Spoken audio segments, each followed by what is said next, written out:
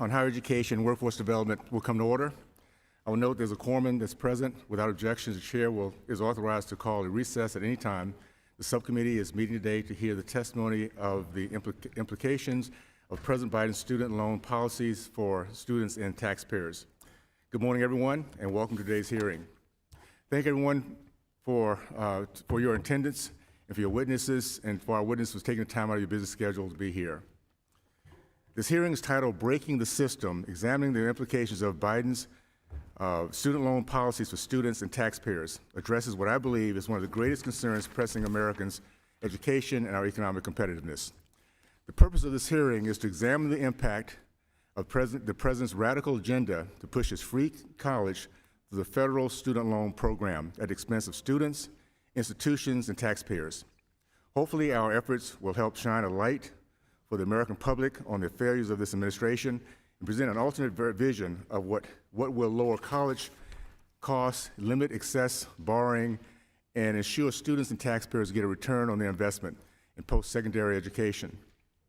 Many people in this room probably have student loans. However, the blanket bailouts that turn loans into target grants and saddle future generations with someone else's debt is not a solution. It has been the American way from our beginning to leave a legacy of our children of more opportunities, not less, particularly when it comes to their limits are due to our short-sighted, self-centered, and intergenerational debt. The Biden administration proposal is a patchwork attempt to fix a structural problem that will only make worse the issues of rising prices and low-quality education. It is one that leaves students worse than if they have never enrolled in the first place. 4 in 10 students leave college with debt and no degree.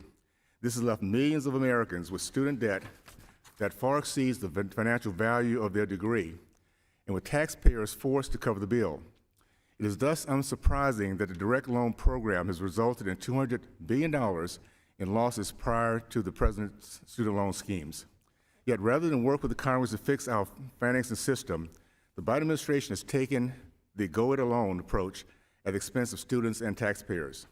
The nonpartisan Congressional Budget Office calculated that the blanket debt cancellation will cost the American taxpayers $400 billion. However, this hearing will take a look at the totality of the administration's actions, which will cost upwards to $1 trillion.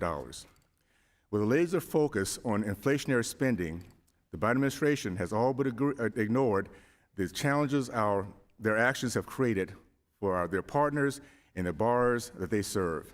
Just yesterday, we learned that one of the services was being forced to lay off half of their staff at a time when the customer service is needed more than ever. It's impossible for the typical American to make the financing plans when they have no idea when and if they have to pay back their loan. It's also impossible for servicers and institutions to give guidance when the Department of Education refuses to provide it.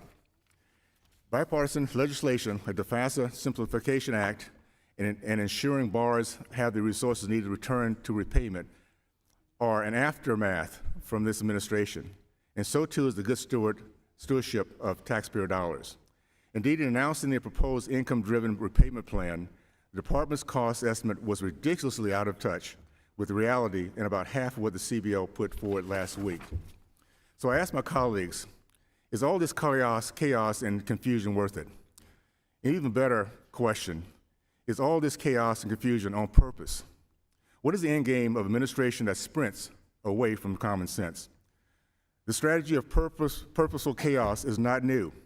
It was first proposed in 1966 by 2 Marxists, Richard Coward, and a college professor, and Francis Fox Piven, an activist. The Coward-Piven strategy was based on the idea that orchestrating a crisis that only the government can solve, to purposely create enough misery and hopelessness among the populace that the only recourse is relief from DC bureaucrats, their taxpayer, dollar-providing saviors. The question we need to ask ourselves in the purpose of this hearing is the chaos and destruction of our present student loan system worth degrading our systems of checks and balances? Is it worth the economic hardship placed on taxpayers forced to pay a loan they never asked for or received? And is it fair or moral to do something that no previous generation has ever done? To mortgage our children's future with an additional $1 trillion added to our out-of-control $31 trillion national debt. All because President Biden made a campaign promise he had no right or standing to make. I, for one, said no. Enough is enough. It's time we face our soaring college prices head-on, not to kick the can down the road for another day. With that, I look forward to the expert testimony today. Where is it? Okay. Right here. Sorry, guys. Okay. With that, I yield to Ranking Member Wilson for opening remarks.